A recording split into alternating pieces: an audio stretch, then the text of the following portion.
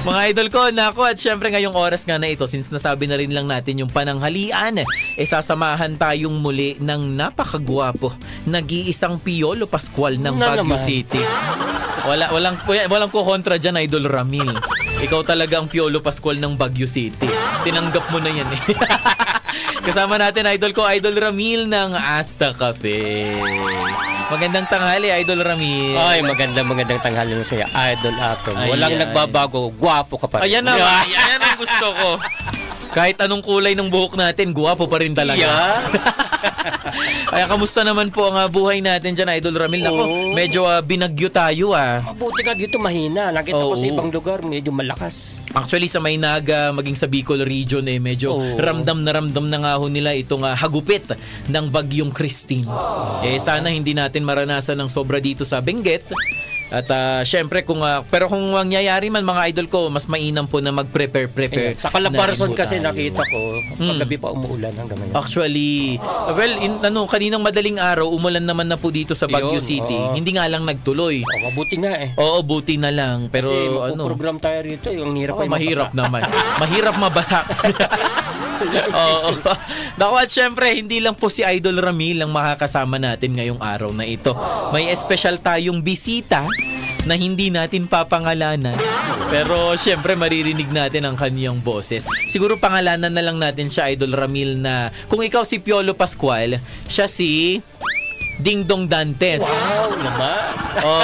Sino pa ba yung mga kapanahunan ni sino na to, si Richard Gomez. Ayan na lang. Sige. Kayo na pong mag-imagine. Kasi kung anong kinaganda ng boses nitong si Idol Richard, yun din yung kinaganda ng kanyang itsura. Ayan, ako, isang magandang tanghali, Idol. Magandang hapon din sa inyo. Ayaw! First time ko Nako. Nagitay agdangdang nga. Diyan lang kayo at dito naman kami. Magtatagalog ako kung hindi matitiritir ang dila ko.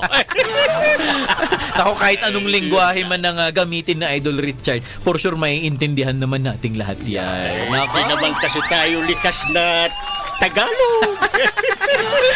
Kundi magtatangalog tayo. Ay mabalintag kablao. Ay sus. Ay nagitay saan pa nga nagkape iti Asta Cafe. Ay nako. Ay ampoy apaw. Ay nung makakape kayo iti kastoy nga kape ay bumigsa ti panagkita yaw. Wow! So ibig sabihin si Idol Richard, agkap-kape kayo mati Asta Cafe. Ay pinapudno na Ay! Nakaadu akon. Ay! Amaw mo. Idi no apay nga agsuotak ti sarmeng. Ti salaming antipara kunada. Wine. Tapno ti kasta ke pumigsa ti panagkita.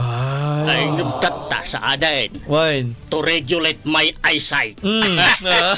Ay! No apay. Apay! Masabat ko na gitay oray na kamao. Ay sus, nakaw sumalpot di pa na. Ay so nga at dati sarbing ang salik. Ayun ay tatatapno di mat nga tumakder ni Manoy. Oy! Sabali! Apay ka takder ni Manoy! Delikado. Healthy tayo eh. Oy, oo nga naman. Naku, Healthy, kakainom ng kape. Asta Cafe Daista. Oy. Nako, at syempre, Idol ko, kung kayo rin po, feel ko, inumot kayo ti Asta Cafe, napailocano rin tuloy ako. Ako kasi, Idol Richard, hindi ako sanay mag-Ilocano. Oo. Ano po? Ay, saan ka na yan? Ay, isinilang pala. Isinilang ako sa Baguio City. Nga madikam mo. Sabi, ibagada gami, nog Ilocano, cute ka no. Apay nga cute nga Ilocano ni Atom, kunada mo ito. Ay, Siguro- sanayan lang yan nga kunada. Sanayan lang yan. Ay, siya, padasik mo ti ag sa uti Tagalog. Cute ka mat nga agtagalog ka no, kunada. Ay, iso.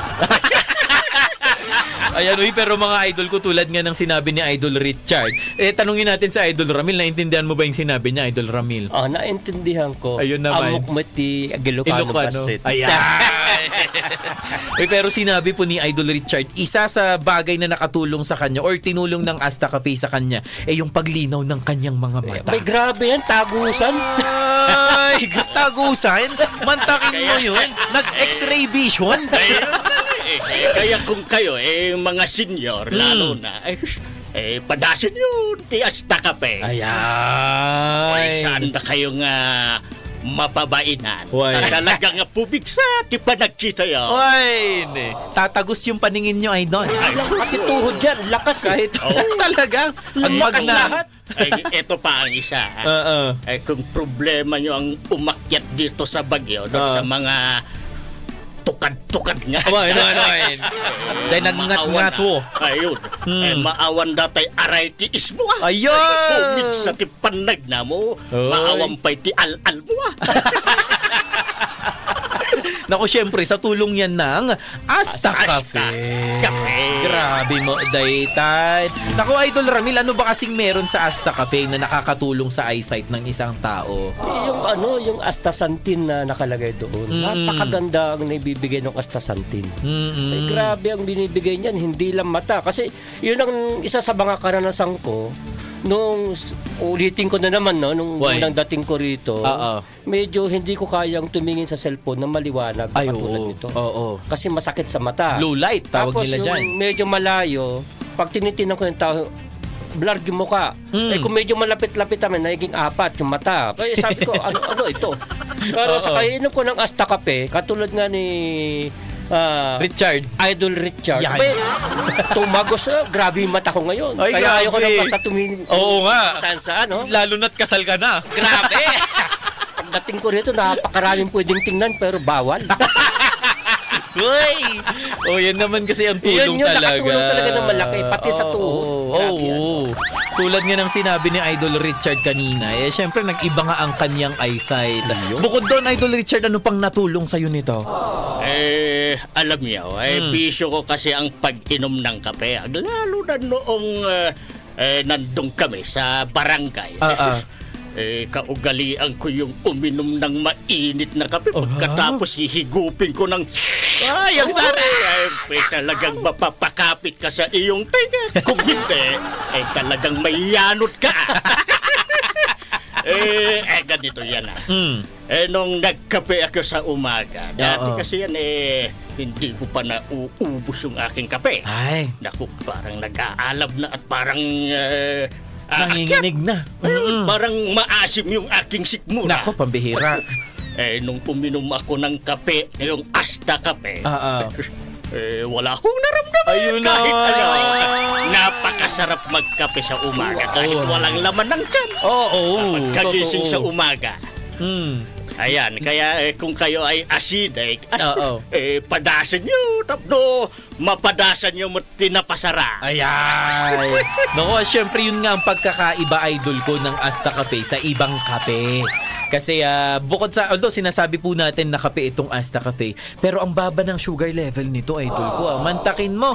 At syempre, nakakaiwas to sa tinatawag nating palpitation. Yun, diba? Sinasabi ko, nawawala yung palpitik. Yun. Kung pumipitik-pitik, hindi maganda ang pakiram. Sa balindaytan, og pitik-pitik pa. Naku, syempre, likas kasi sa ating mga Pilipino, Idol ko, ang napapasarap ang pag-inom ng kape. Di why not, kung iinom ka na rin lang ng kape, yung healthy na. Di ba, Idol Richard? Of course! Magkape ka rin lang, di yung makakatulong na sa kalusugan mo. Tututot ba? Totoo pa lang. Iba yun.